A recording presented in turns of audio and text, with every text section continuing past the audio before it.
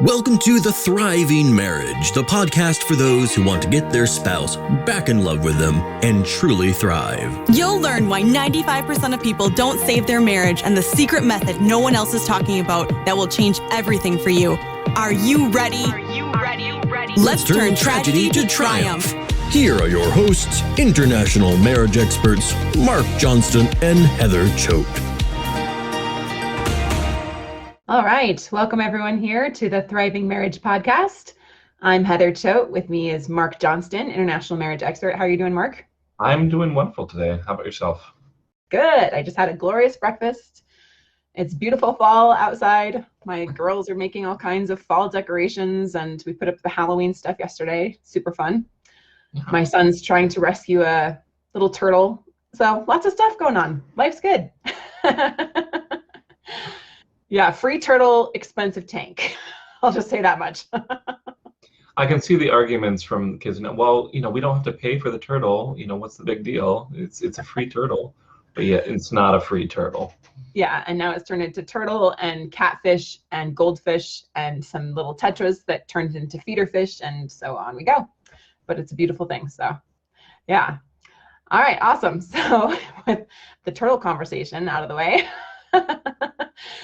today we're going to be talking about 4 secrets to a healthy marriage in less than 6 months, even if your spouse is currently checked out, which I know most of you watching are going to say, yep, that's my situation. So how do I get there in less than 6 months? And how can Marc and I say such a bold claim? Well, because we've been doing this so long, we know what works and what doesn't work. So we're going to share some of the common mistakes that couples make when their spouse is pulling away and how you can avoid those. But before we get to that, let's share our client win of the week. This one came as a comment to a post in the Thriving Marriage Facebook group. Name changed, but we'll just call her Sally. That's a good name change. We definitely didn't make that up just on the spot right there. No, not at all. Sally. Just the name. Just the name was given. Yeah. But the question was asked, how is what High Thrive does different than counseling? And so I thought this was a great response. So Marc, do you want to share what Sally here?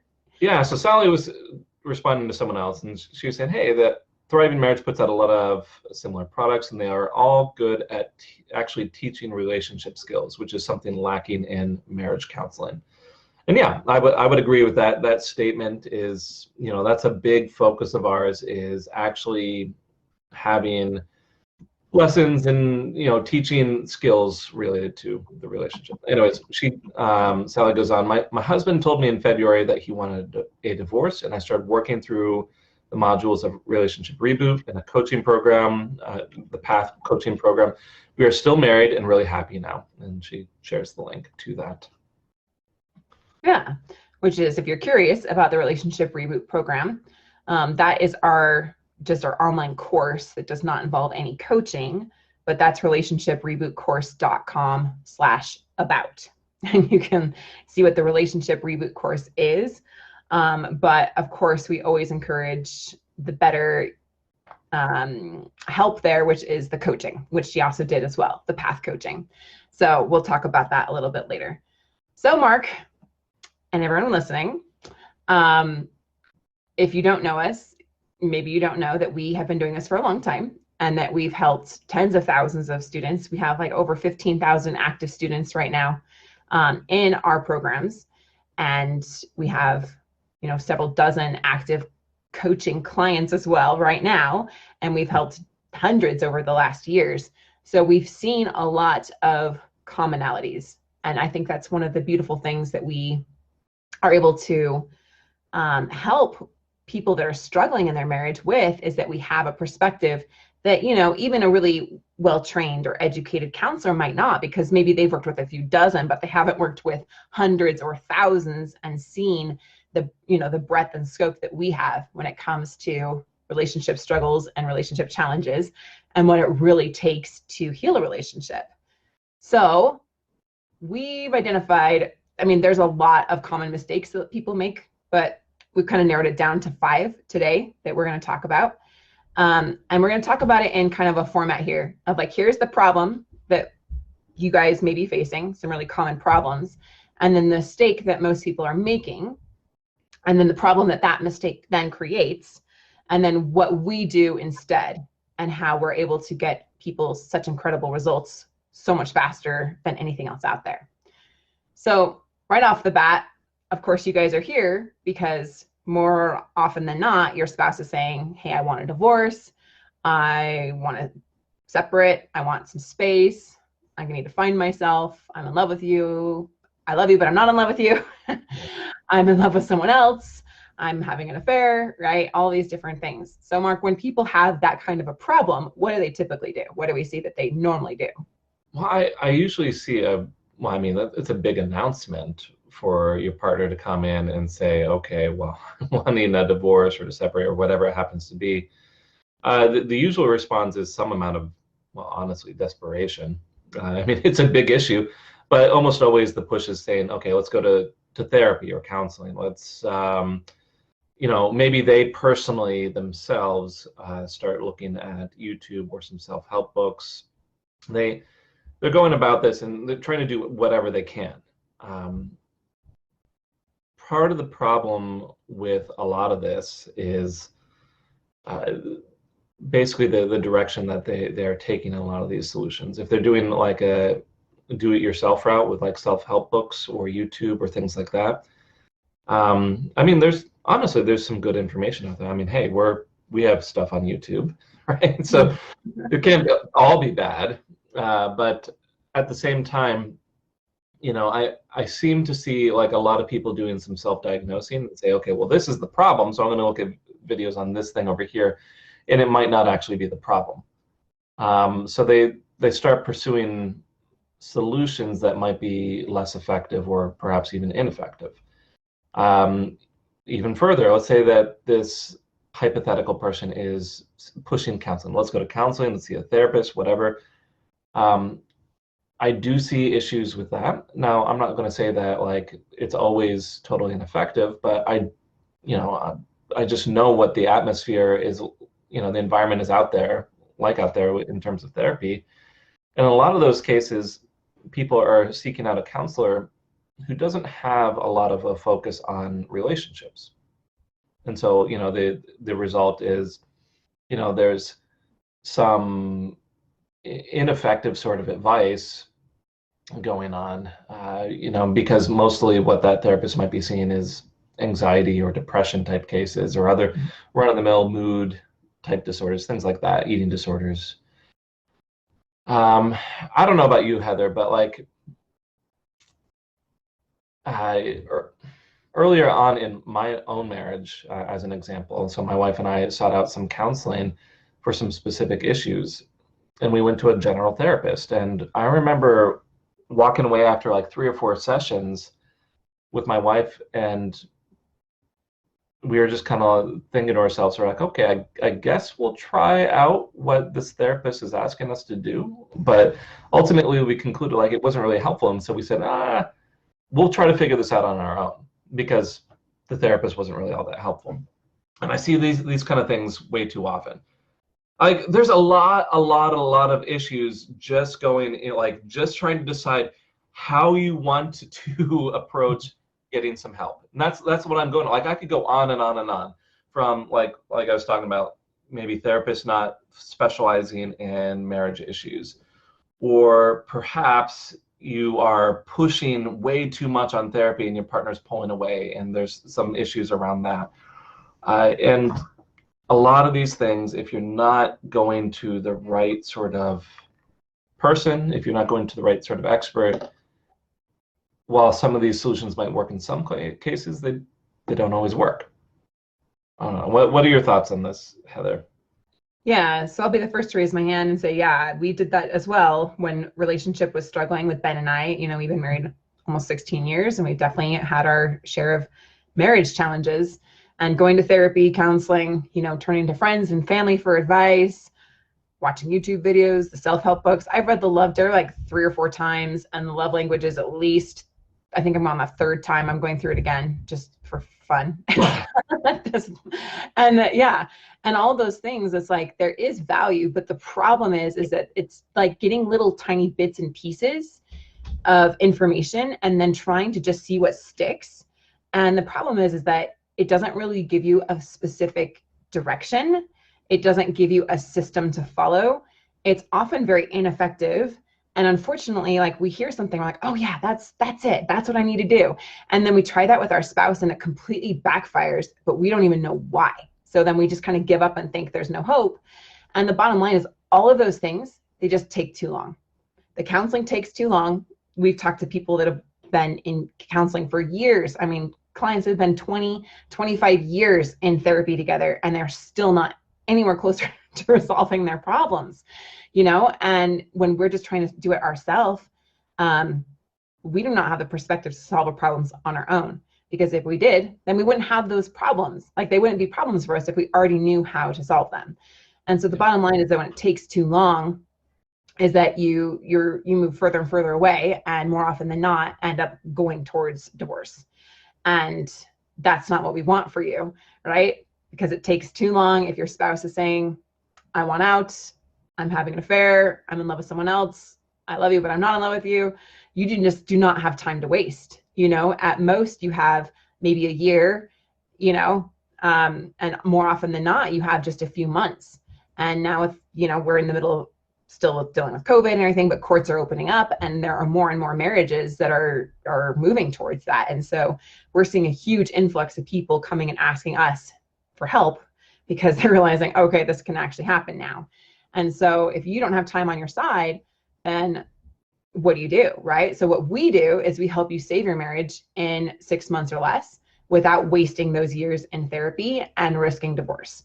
And so we've got this proven process that gives you direction, so you know exactly where you're going and why you're going there. And we help you to know exactly what steps to take with your spouse that are going to be effective and not unintentionally backfiring or pushing them further away. And that brings to the next biggest challenge that we see here is like, okay, so I get that it takes too long. Those methods just take too long and they're ineffective and they often backfire. And even if I'm doing my very best effort, I still don't know how to solve this on my own. But what if my spouse just won't work on it with me? And we see that a lot, because more often than not, when your spouse is saying those things and making those choices, they don't want to work on it with you. So what do you do when they don't go to counseling or they don't go to coaching? They don't want to do therapy. They don't want to come listen to a podcast like this. They don't want to attend a masterclass. They don't want to talk to you about it, right? So what do most people do, Marc, when their spouse won't work with them? What are some of the common mistakes that we see people make? Well, what's ironic is a lot of the times their approach or their attempt at solutions is right at the heart of like why things are bad in the first place. So like, okay, my spouse won't agree to go work on things, so I'm going to either retreat and stonewall, or I'm going to make a bunch of demands. I'm going to beg and plead and cry and manipulate and, be desperate.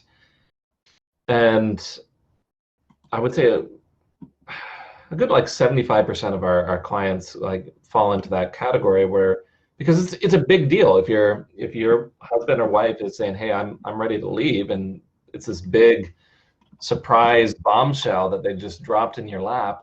Well, what are people going to do? They're going to be like, okay, please stay with me. Please, why don't we work this out? And, what do we see, Heather? We see it's a lot of times this ends up pushing the partner away, all this desperation. And I can tell you just, specifically, I'm going to like why that is, if their goal is already like heading out the door, they're saying, I need to focus on myself. I need to be happy on my own. I need to find some happiness. And you're saying, hey, why don't you come back? Why don't you come back over here? Pay attention to me. I need you. It's really going exactly opposite from what their aim is, their goal is. And so a lot of times as like our clients like try to hold on tighter to the marriage, their partner is just heading further and further away. Yeah. That is exactly what we see. I do a master class usually once a week. And so over the last years, I've talked to a lot of people, thousands of people. And at this point, this is where most people have a huge aha moment. And they're like, oh my goodness, I realize that's what I'm doing. I'm either giving up because I feel like, well, if they won't work on it with me, then there's nothing I can do, which we've proven is false, that there's so much you can do. The problem is that when your spouse pulls away from you, you feel like they're calling all the shots, right? And it doesn't feel like you have any control here. It feels like they have all the control and all the power in this situation, and you tend to feel really helpless and like a victim. And you feel like there's nothing I can do. And you couldn't be further from the truth. And why can we say that? Because we've seen it so many times that 95% of the time you can actually turn it around and you can do it on your own. If you are watching on our YouTube channel, there's a beautiful testimonial there from Tina, who said, I wasn't sure I could do it on my own, but now I absolutely know that you can do it on your own by yourself. If your spouse is not on board, you should not just give up, right? You need to take your power back and realize that you do have so much influence and opportunity here. And more often than not, if your spouse is talking to you at least a couple times a week, we'll go into that point in the next problem, but there's so much more hope than you possibly can realize. And so it's kind of like, I feel like, what's a good analogy here? I feel like there's a medical analogy. Like, okay, so my son was just listening to the Wasp song on YouTube. If you guys have ever heard it, it has like millions of views. I've been stung by a wasp. And it's like this little kid gets stung by a wasp and he immediately starts bawling and says, I'm dying. I'm dying. And it's super annoying now to me because my kids listen to this song over and over and over. Anyway, but it's kind of like I got a bee stung or a wasp stung, and now I'm dying. So it's just like you're hyperinflating this whole situation and making it a lot more dramatic and hopeless than it actually is. So like a doctor could immediately go in and assess with that child, okay, are you actually allergic to this bee, or is this just a severe emotional reaction? And be able to clearly assess what needs to happen, right? And then solve it quickly. So that's like what we do. We can clearly assess what's going on here, scientifically diagnose exactly what's going on here, and show you what is possible. And if it's not possible for you to save your marriage, then we'll let you know that, right? And we'll help you make the appropriate actions given that situation. But more often than not, just giving up just becomes a self-fulfilling prophecy, right? And it's not actually the only option that you have. And then of course the demanding is only going to push them further away, and the manipulation and the begging. What happens is, like Marc said, they've already made up their mind this is what they want to do. And all of those things only create more distance between you because you don't feel safe to them, and you don't feel safe to you either. An interesting thing, like I want you to think about that. If you have been in a state where you're demanding or you're begging or you're manipulating, if your spouse actually did come back to you right now, would it feel secure to you? Like, just think about that for a minute. I work on this with sometimes when I'm talking to people on the phone or, doing a session with them. Like, if they actually came back right now just because you were doing those things, would you actually feel secure about their decision? You wouldn't, right? It's because why? It's not built on a solid foundation. It's not built on both of you wanting to make it work. It's built on your demands. And so it's just that power play. It puts you right back into the drama triangle. And that's not where you want to be. And even if they did come back right now, then eventually it would fall apart again because you haven't healed those underlying things. So all of those things, they absolutely backfire. So what we want to do, right, is we help you save your marriage, even if your spouse won't work on it with you, even if they won't attend sessions with you right away, even if they won't come to coaching with Marc and I or whatever, that's where we start you at. And we can show you how to take the pressure off, how to increase understanding, and how to build a solid foundation so that you both actually want to work on the marriage together, which is where you ideally want to be. So what if all that sounds really great, right? And you're like, okay, I get it. I'm going to have to go first. I'm willing to do that. I'm willing to go first, even though my spouse doesn't want to work on it with me. I'm willing to stop demanding. I'm feeling hopeless. I'm willing to stop manipulating and begging and desperation. I'm willing to do that. But what if they're not even talking to me? Now what, right? Which brings up our next most common problem, is that your spouse isn't talking to you, maybe even at all, or they're just not talking to you about the important things that you want to talk about. They're putting up some walls and some resistance, some stonewalling. If you've been listening to the podcast for a while, you know we have a lot of episodes on that, right, Marc? Oh, yeah. Yeah. On stonewalling and getting communication open. So, Marc, what do we see when people are having a spouse that just won't talk to them or won't open up to them? What are the common things that they do and the mistakes that they make there? Well, I'm even thinking of like even some current clients that I'm working with. I was just talking with someone just the other day, and they came on board to start working with me, and they're like, you know what, my wife wasn't talking to me, and I know you gave me some advice on this, but you know, I over the weekend I was just really worried about them going off and seeing someone else, and I blew up her phone. I sent like 50 text messages or something like that. And I was like, okay. He said 50 text messages to your wife because she wasn't answering the phone. And I asked him, like, well, what happened? He's like, oh, look, Marc, I know. Like this, basically the result was like she just was getting really upset, and she started, I think if I'm remembering the situation right, she was threatening like some legal action to like, in order to get a restraining order or to prevent that kind of, like, in her words, harassment. It was pushing her much further away. What we talked about during that session, we really started opening up a big discussion about, okay, well, what is this gentleman's, what is his wife actually wanting in general? Not even from the relationship, just in general. And we started identifying, okay, well, she's wanting some amount of peace. We identified that she felt like, you know, whenever the two of them were interacting, there was a lot of tension and a lot of neediness. And so she's wanting some relief from a lot of that. And this is the kind of things that we talk about. You know, when he sent a few more messages after talking with me, I'm not going to say that things turned around immediately. Like I said, I'm still working with this client, but she actually responded, and they had a conversation, and it shifted into a phone call where previously, like, she was only texting him. But it's because, like, he wasn't really fighting her so much anymore. He wasn't so focused on himself, and he started to actually say, oh, okay, like, let's look at what she's looking for with some of her actions and actually addressing those sort of things. That's a lot of what we see. Like, this is not an uncommon situation that we see with our clients.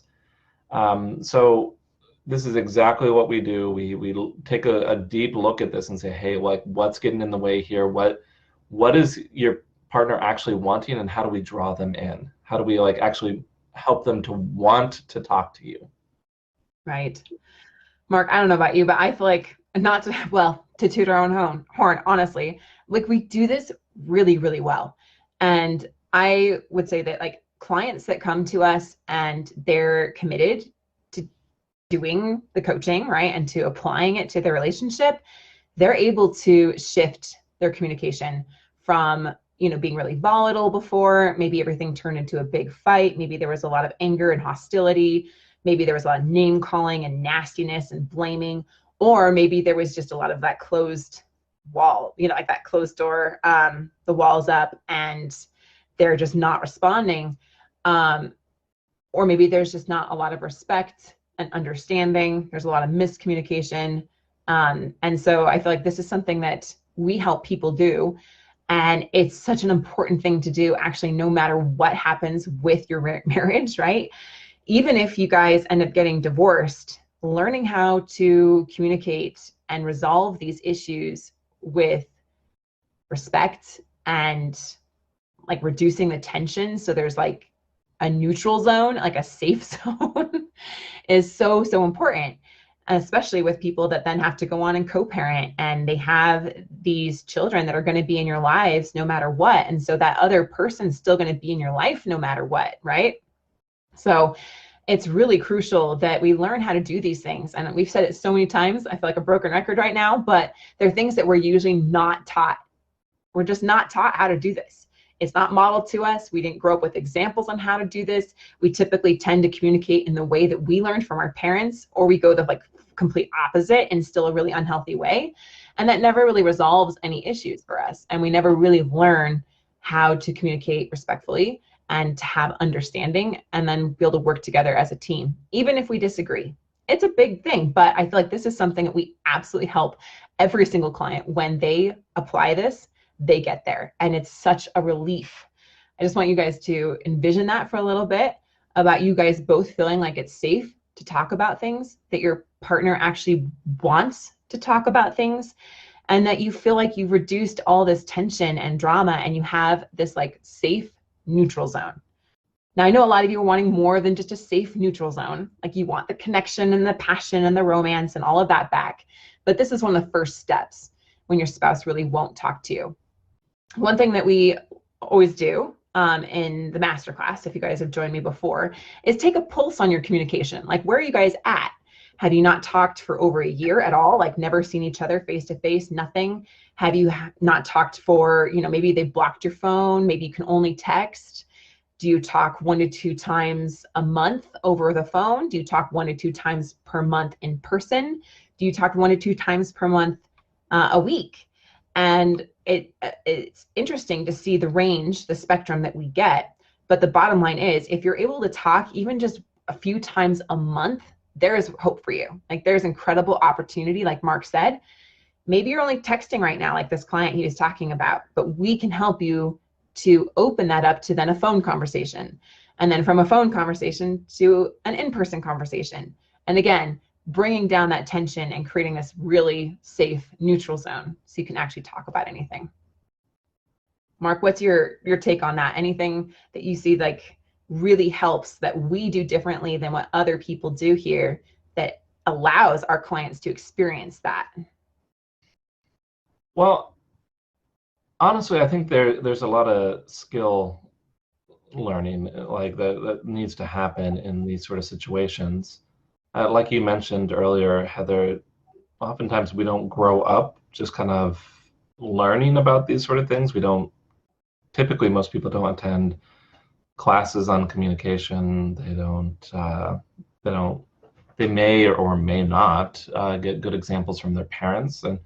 But I know even me and my own family, like, it's not like my wife and I argue in front of our kids. And so like that healthy example of how do we argue isn't always quite there. Now, I mean, I'm doing other things to help my kids learn some of these skills, but like, you get what I mean, like that there's not classes, there's not good examples. And so, that's a big focus of ours, is like a lot of people just don't understand many of the principles involved in like winning someone over and actually opening up a conversation so it feels safe and people actually want to communicate. And I think like even in the win of the week with it was talking about like, hey, we actually teach some relationship skills here, and that's like a big difference in terms of what we do. Yeah. One other thing I wanted to touch on here with communication is that when your spouse pulls away and they won't talk to you, I get that, because Ben tends to be the one that avoids conversation and puts up walls, and then it freaks me out. And so then I try to push him, and I keep trying to bring it up, and I keep trying to push for resolution, right? Which only pushes them away more. And another really big mistake that I see so often, and I know, Marc, you've seen this too, is that when your spouse is pulling away and they won't talk to you, you're still trying to resolve deep issues. Like, you're pushing to resolve the affair, and you're pushing to bring up why they did this and how that hurt you and how they need to fix this and how you want to resolve all these deep issues. And one of the problems with that is that, yes, we do solve deep issues, but we need to do it in the right order. And when you're pushing your spouse to resolve deep issues and they've already got one foot out the door, or maybe even two, it's not the time. And that's a big mistake that a lot of people make, because to you, you just want to fix everything and you want to go into all the deep stuff because this person, you know, vowed to you and all these things, and you feel so justified in it and you feel like you want to heal it. But what happens is that your relationship at this point, if that's what's going on, often is not strong enough or healthy enough to handle that. I know, Marc, you've made a great analogy before, kind of like you wouldn't bring in someone to do heart surgery if, you know, they had some other major health issue and you knew they just couldn't survive that. I didn't say it very well. You've said it much more articulately in the past. Do you remember the one? I can't remember like what I've even talked about in terms of, I'm sure I've said something along those lines. It sounds smart. I remember it was very articulate, and I was like, oh, that's such a good one. It just illustrates the point here, but it's true. Like, you can't do, like in the medical world, they cannot do some of these really intense surgeries if the patient isn't strong enough to survive the surgery. And so in a way, when we look at your relationship, we do that root assessment with you and we uncover to say, hey, is the relationship strong enough to talk about the affair right now? Is it strong enough to talk about what happened 2 weeks ago or 2 years ago? And if it's not, then we need to push pause on that and build up some strength and some health in the relationship so that it is in a place that's strong enough to handle solving the root issues. So I just want to put that out there because I see so many people pushing to resolve those things, and your relationship may just not be healthy and strong enough to handle it right now. So we can help you get to a place where your relationship is healthy, and then we can resolve those deeper issues when it's the right time, so it doesn't backfire and actually make things worse. Well, it's almost like a lot of times what I'll describe when work with people, I say it's almost like you've started over again and you're like in a dating scenario. And so imagine like if you are in a dating situation and it's on the second date and you're saying, okay, now let's commit to each other completely and I can't have you talking to anyone else, and we're going to set a date where we're going to renew our vows, or, you know, if it's a dating situation where we're going to get married. It doesn't match up with what's going on. It's the same sort of thing. Exactly. And I know that feels counterintuitive because you have all this history together and you've made all these promises and you have all this stuff. And so you feel like justified in it. But the bottom line is it's going to backfire when you push too hard on that. All right. That leads us to our next problem, Marc. What is another really common situation that we see? And this one I feel like is really unique to what we're talking about because no one else is really talking about this and how important it is. And most people don't even realize that it's really vital. So with that being said, what do you feel like is the next thing here that most people have a problem? A lot of it, if you're at a point where your spouse is saying, hey, I'm heading out the door, very likely there has been a narrative built up around your relationship or about you in particular. Some sort of negative story that's going on. So they might be saying, well, there's nothing that we can do to fix it, which is a story. Or they might say, you know, my husband or my wife is, you know, is an ass or something. Like they're just a complete jerk to me all the time, which is, you know, there might be some truth to it, but there's a story about what your interactions are looking like. And a lot of times here, like if you are trying to make changes, if you're trying to fix things, you're working against this. So you might be doing something positive, like I'm going to approach this argument very calmly and collected, and I'm going to be very even, and I'm going to try to figure out what's going on. And then they might misinterpret that as, oh, my partner there is being very cold and calculating. They're trying to figure out how to manipulate me on something here. Who knows what the story is? But what we see over and over again is there is a narrative that's been built up, and even though you might be doing positive things towards fixing the relationship, you're working against this narrative and either being immensely slowed down or completely rejected as you were doing something positive, which confuses confuses a lot of people. They're like, well, I'm doing this X, Y, and Z. Why is my partner still upset at me when I'm doing something nice to them for them? And this is exactly what it's about. Either they don't believe that you've made changes, they feel like the changes that you're making are selfish. Maybe they simply don't care anymore. They become apathetic towards the relationship. But you're right there, Heather. I think that is more of a unique focus of ours, is where we really try to target this narrative that's built up around these situations. I don't know. What about you? What are you seeing with this? Yeah, I see that like one of the biggest tendencies that we have when our spouse has a negative story or belief about us is that we get defensive. We try to prove it isn't true, right?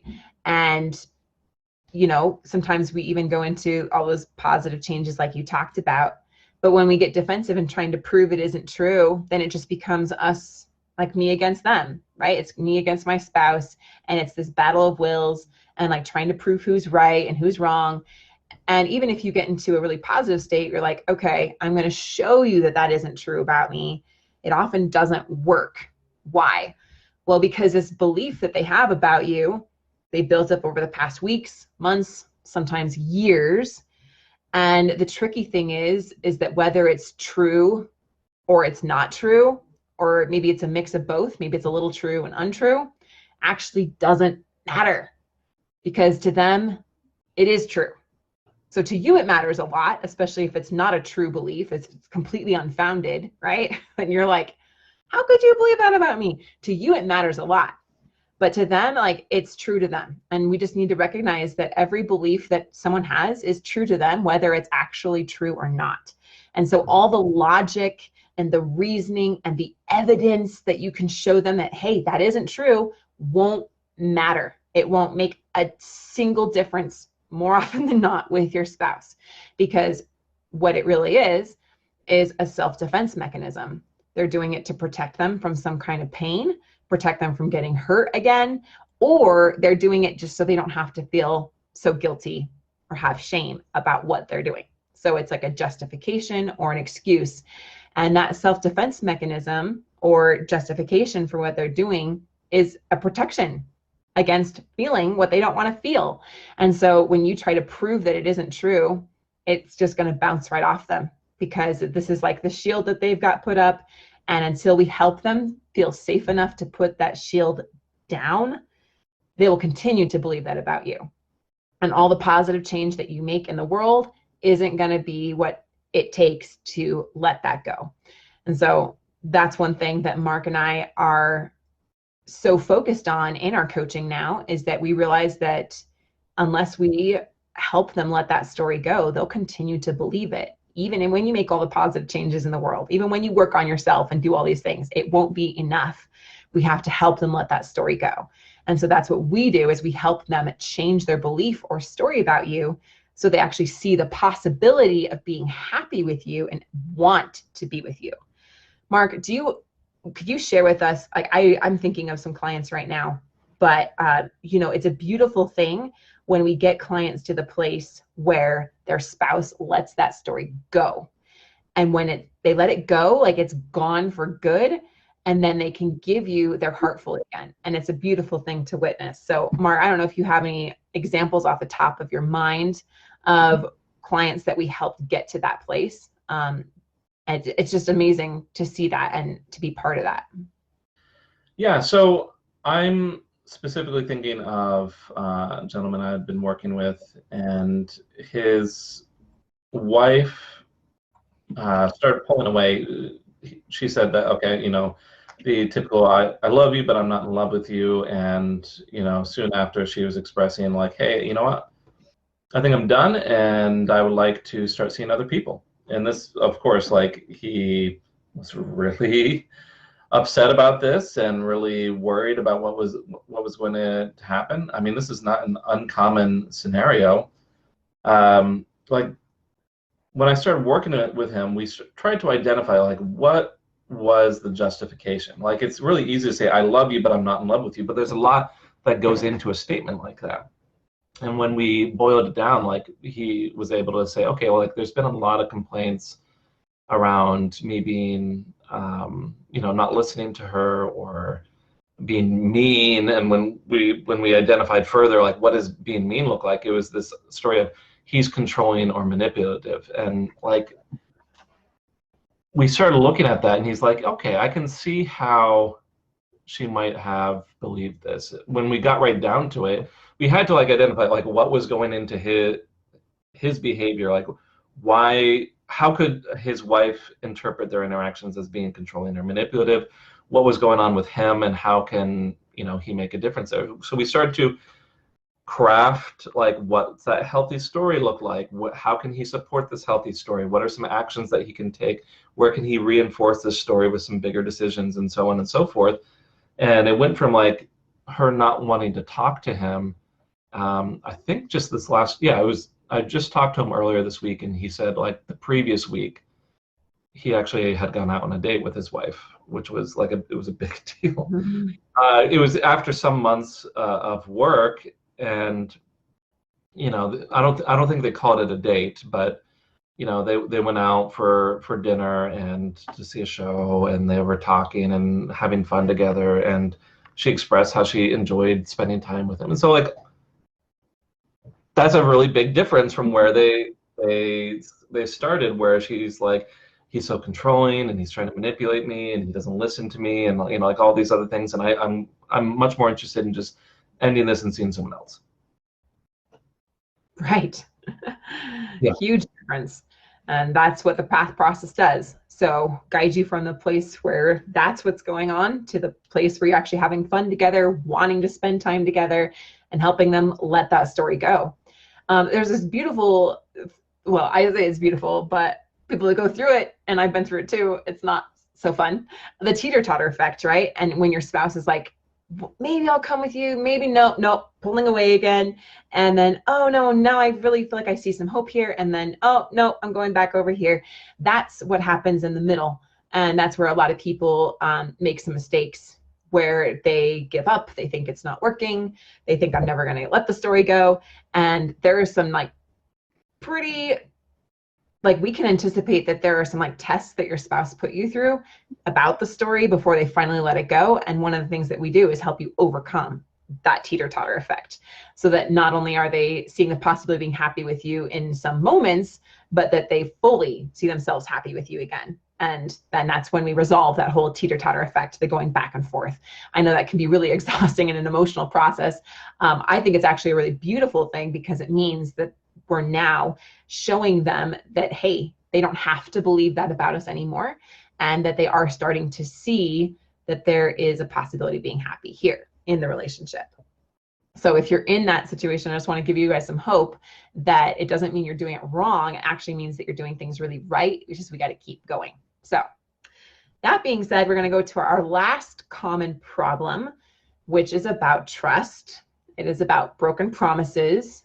Can be about affairs, which is of course broken promises and broken trust.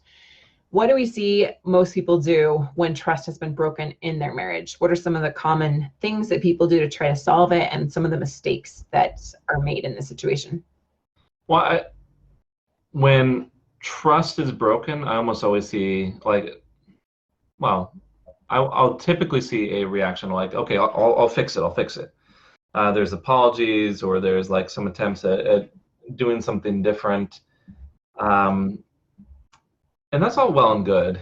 I would say like 95 or more percent, like a really high percentage of the people that we work with almost always hear these words. They're like, look, I can see that things have changed, but I just don't trust that the changes are real. I mean, this is the clients that we work with, who we like are working closely to make sure that something's happening. And I expect those words exactly. It's exactly what we are talking about here. Trust has been broken, and now what? Like there's all this tension, all this fear around like these sensitive topics, such that there's a lot of fear and this high amounts of vigilance and blames and accusations. And withdrawing from the relationship because, okay, like if anything, even remotely bad happens in this area where trust is broken, then okay, it's all done. I'm going to back off. I'm absolutely done with whatever's going on. So we see this, and we see people stuck on this. They're like, well, okay, my partner hardly wants to talk to me. How am I supposed to build up trust? And Heather, you and I, we kind of expect this stage where, okay, we need to start building up some trust. And there's a lot of steps before this, but what I often talk about here is like a lot of what goes on in those early stages.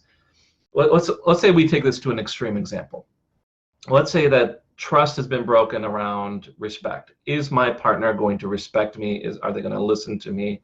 Can we actually understand each other? If a lot of people will react with these extreme reactions, like I can change, I can do it, and like if we took this to an extreme example, the person who's trying to build up respect again might be crawling around on their hands and knees and licking the shoes of their partner, like, of course I respect you, you're the center of my universe. Well, people might not be doing that exactly, but they might be doing these big gestures to try to demonstrate, in this case, respect. A lot of times though, like these actions are seen with a lot of skepticism. They're like, okay, this really isn't real. Like in my extreme example, they're going to say, look, this isn't sustainable. You're not going to continue to crawl around on your hands and knees, nor would I necessarily want it to go to this extreme level. And so almost always, like, we're at this point, like with the clients, we're like, okay, we've demonstrated that some things are different. How do we build up trust? And we go about trying to establish that the changes are sustainable, that they're real. Oftentimes it's by balancing some things out and making it, not just about drawing your partner in, but like actually speaking up and like talking about your needs as well. But like that's a whole, like we could go have many episodes just on this process, this arc of like drawing the partner in, getting to that point where they're saying, I don't trust that the changes are real, and then establishing the trust afterward. That's like lots of steps there. Yes, it is. But the bottom line is that when we get into, trying to overcompensate, that's going to backfire.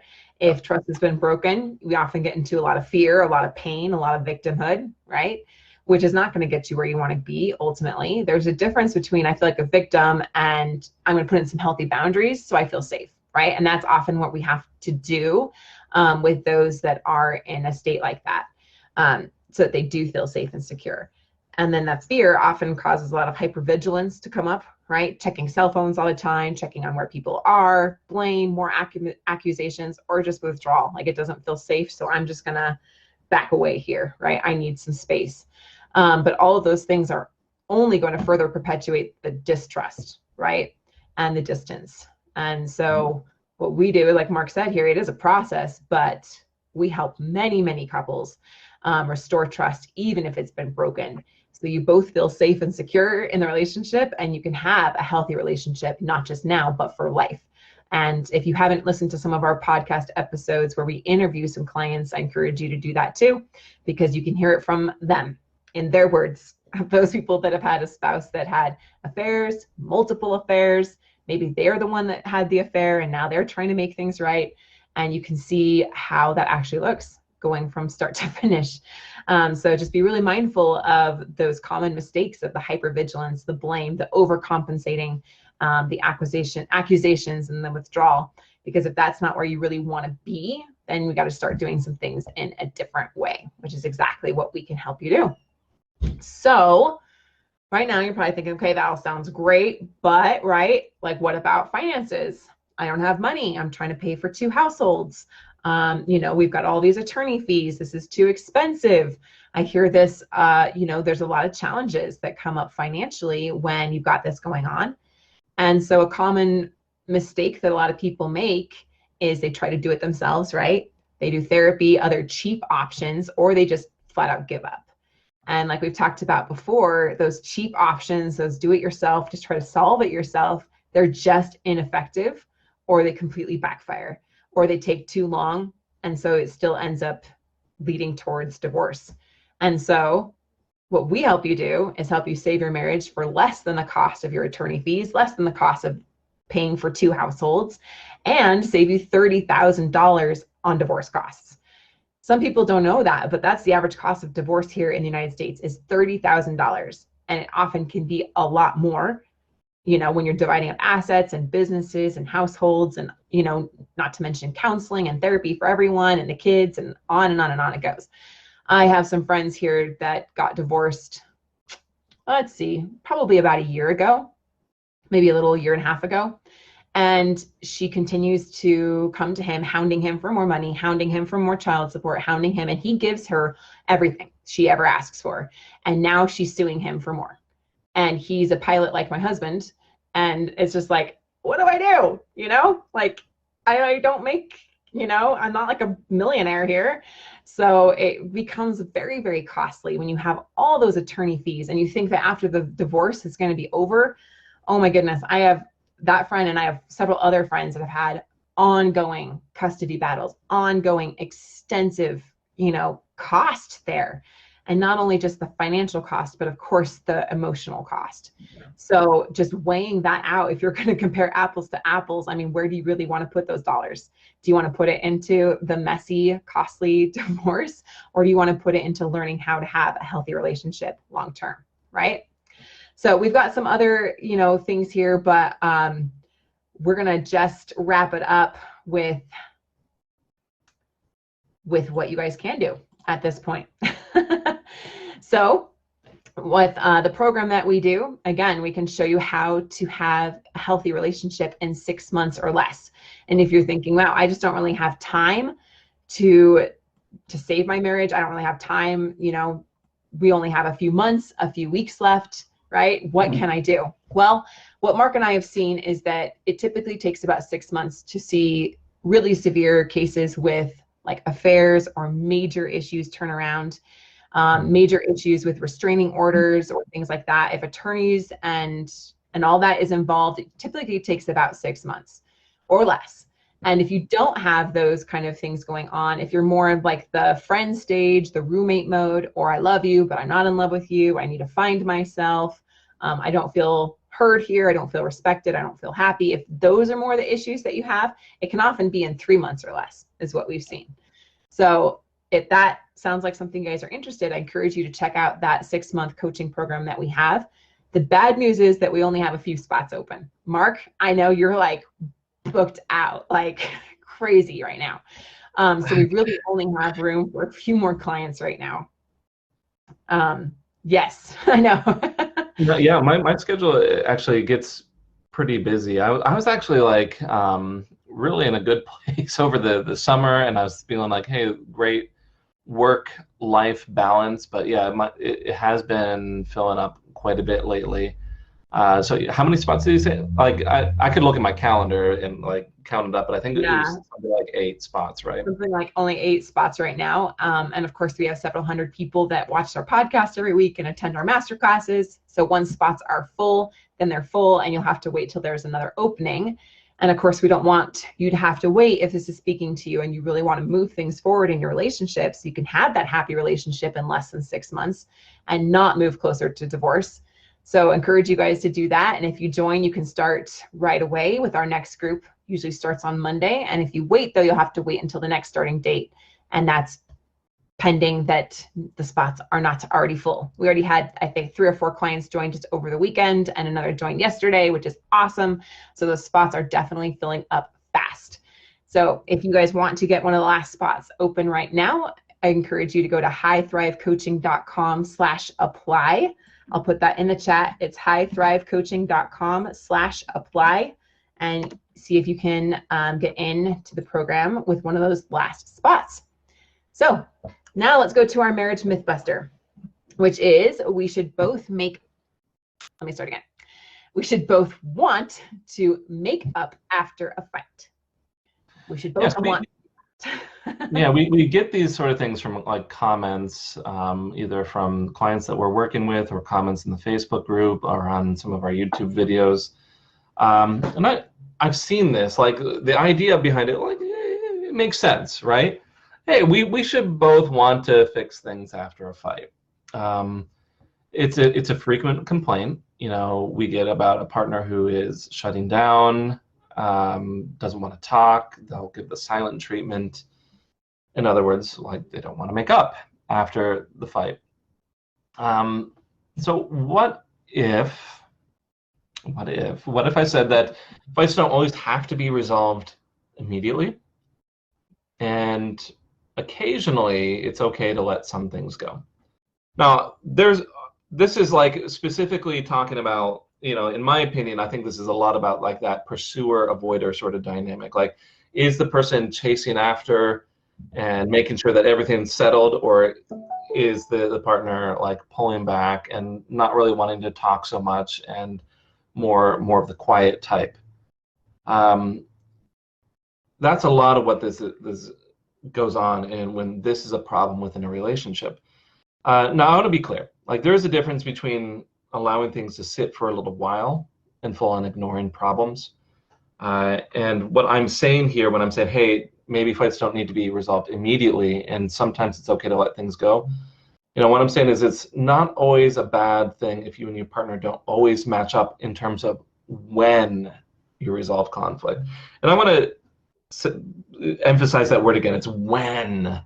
Because I do think that for the most part, concerns, problems need to be resolved at some point. Specifically, like a lot of reasons why people get to the point where their marriage is falling apart and needing our help is because they've gone into some sort of dynamic, like maybe this pursuer-avoider dynamic, where like one partner is chasing after the other and the avoiding partner shuts down continually. And so there's a lot of tension around resolving issues. Or maybe both partners are the avoider type and they like to just sweep things under the rug. We see a lot of different combinations with things like this. And especially when there's like a difference in how people like to approach conflict, it's important to keep that in mind, like that a lot of these things are just that, they're preferences. It's okay if it takes like a day or two, perhaps, before you really resolve some big blow-ups or things like that. Perhaps one partner has more of a slow burn, meaning they simmer for a longish period of time with some of their emotions. Or perhaps one partner needs some time to process their thoughts and emotions. They may just need some more time to calm down. Perhaps one partner is unaware of how serious the other partner's feelings are surrounding the fight. And so they're saying, like, it's not a big deal. It's not a big, let's just, not talk about it. The solution to all of these is a greater degree of transparency, communication, and flexibility. If someone needs more time, ideally, that should be communicated. And at the same time, it can be really helpful for the partner seeking out a solution to seek out a time when discussion can happen.